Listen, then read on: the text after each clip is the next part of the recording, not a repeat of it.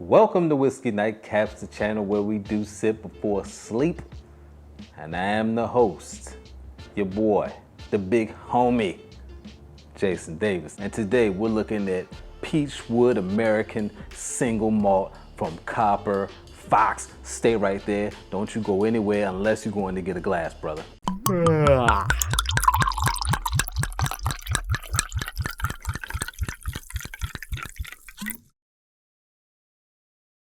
All right, so a couple of weeks ago, if you watched, I think my last video, you know I took a trip back home to good old Virginia. And while I was there, I was like, I probably should go to the ABC store to see if there's something there that's not available in my particular market, and boy, was I right. And side note, the prices were like much better. Another side note, if you hear like something in the background, man, it is raining hard as I don't know what outside, lightning and all that. Thunder, hear the thunder, lightning and the thunder. Anyway, back to the subject matter at hand. I saw 3 offerings from Copper Fox. There was a bourbon, there was a single malt, and there was this Peachwood American Single Malt.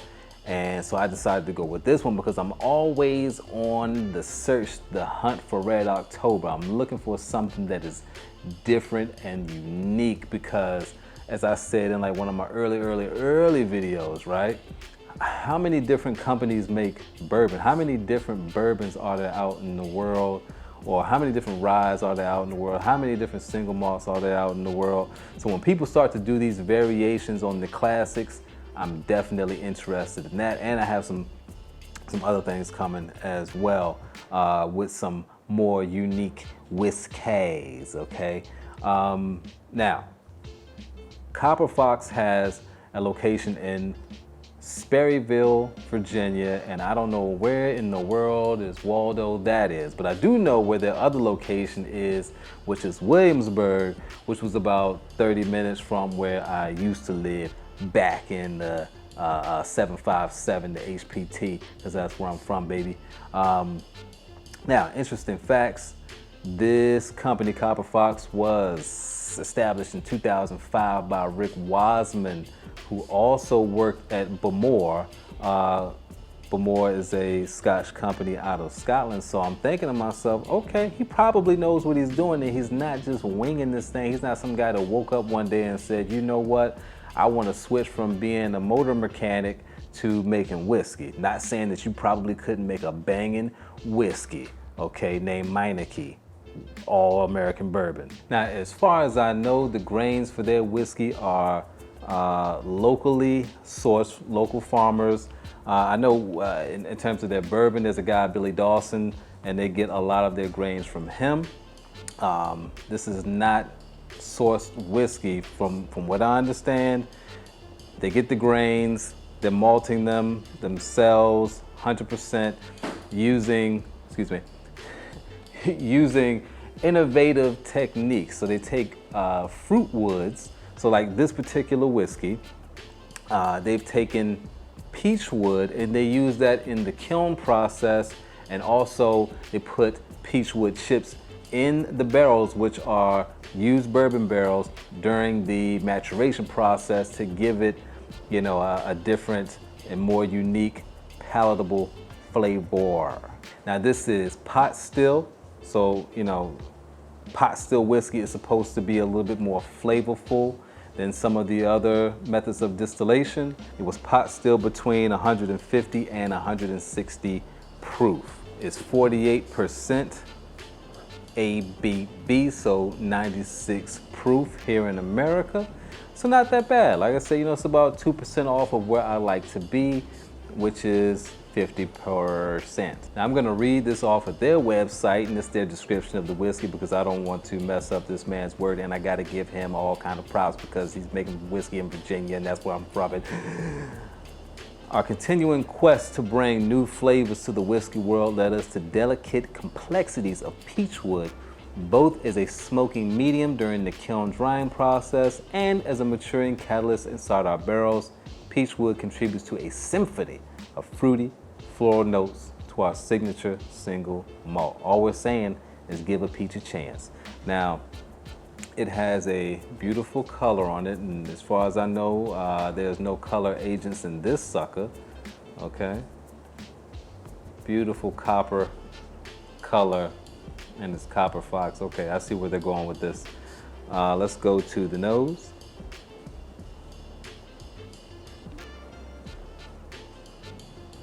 Beautiful, beautiful, oh my God. Beautiful nose. Yeah, you get that wisp of smoke up front. But there is like a medley of fruits that come right behind that. Not one particular, like a fruit salad kind of smell, like a freshly cut fruit salad.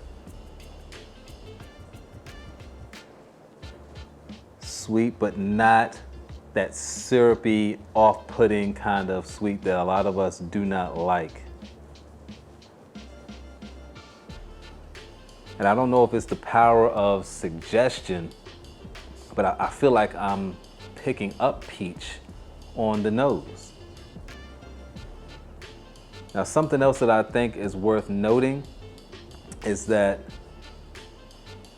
it's good to experiment with whiskeys like this to give you more of a grasp between peated whiskey and smoked whiskey, because a lot of times I think people, and I have been guilty of this in the past, have used those words synonymously, but they're two totally different things. If you put this next to, you know, a Lagavulin, you know, Ardbeg or something like that, this is a totally different kind of smell. This is more of a burning wood kind of smell. Like if you were to, you know, you're grilling and you put the wood chips in there to try to give it a little bit more flavor.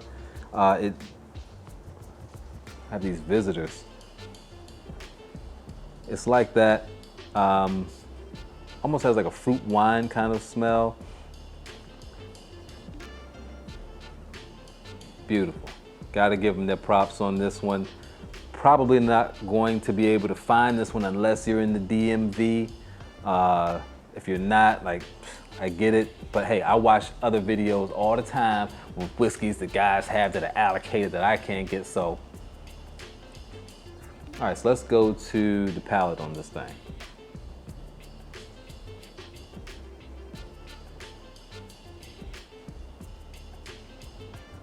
That's good. That is good. And you're getting that, like I said, that smoked wood, that charred wood, not a smoked meat kind of flavor. That's more like the scotches, right? This is, like I said, burning oak. There is the fruitiness there, but not like you would think. Like, okay, like this is a wine cooler or something like that.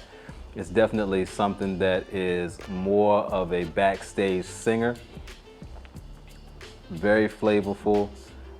There is a vanilla extract on there as well, which I assume comes from the barrels. All right, so we'll let this sit for a second, and then we'll come back and see if we can pick up anything else on this, and then give you the final verdict on whether or not you should get this if it is in your area, if it's in your market.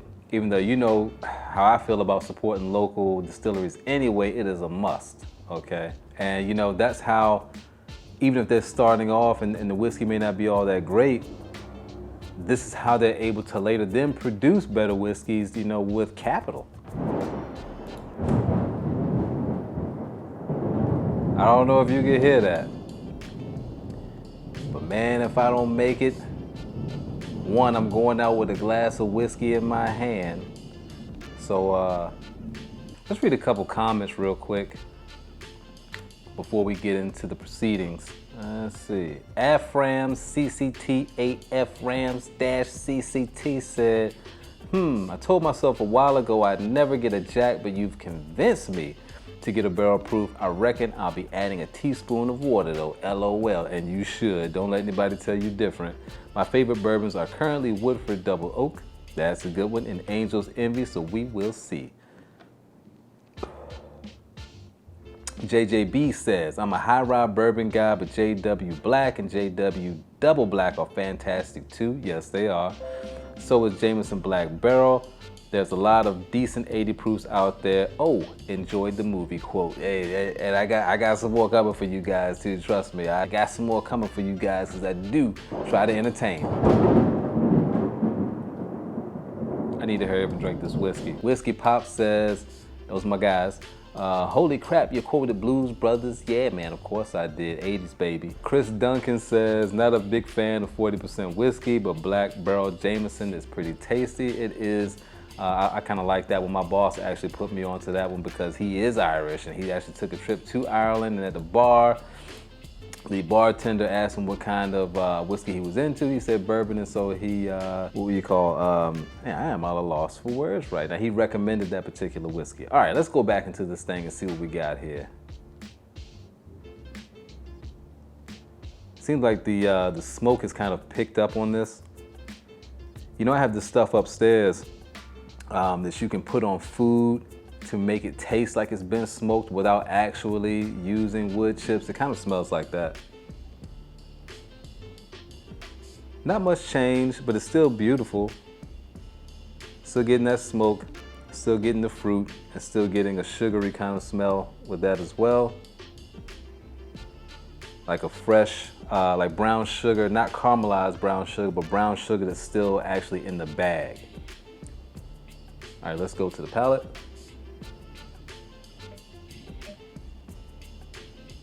That's good. That is good. Still has that single malt taste. It's very flavorful, and I tell you, I was scared that, you know, when you get these kind of craft distillery whiskeys, sometimes they rush to put out a product, and it can be young, it can be a little bit harsh on the throat. This is very, very easy going down at the 48%. And again, I suppose his time at Bowmore really taught him something about the craft so that he could produce a quality product. Now, even though he learned from Bowmore, which produces Scotch, they do have bourbon. Let me go to the website and I can tell you exactly the products that they do have, because they have a few. Let's see, so they have American Single Malt, Rye, Peachwood Single Malt, which is this one, Sassy Rye, Dawson's Reserve Bourbon Whiskey, and then they have Apple Brandy Barrel Finished Single Malt, Apple Brandy Barrel Finished Rye, Port Style Barrel Finished Single Malt, Port Style Barrel Finished Rye, Cognac Barrel Finished Rye, Single Malt Spirit, Rye Spirit, Bourbon Mash. So, you know, and they have gin, but I don't really do that. However, when I go back home, which will be soon, next month, I will see you guys. I will be picking up another bottle of their whiskey. There was only 3 in the ABC store, so I might have to actually take a trip to the distillery to get some of these other offerings.